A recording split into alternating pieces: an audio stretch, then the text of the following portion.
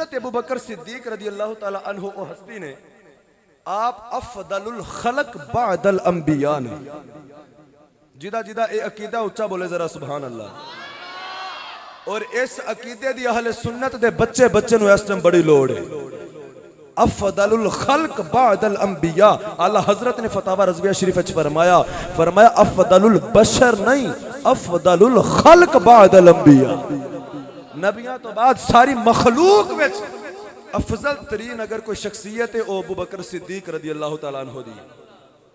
दमादम मस्त कलंदर सिद्दीक दा पहला नंबर, समझ आइए।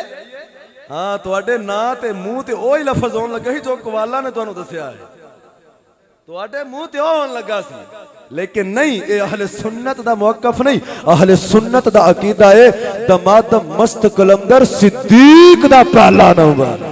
सारा बोलना दमादम मस्त कलंदर, दमादम मस्त कलंदर सिद्दीक दा पहला नंबर।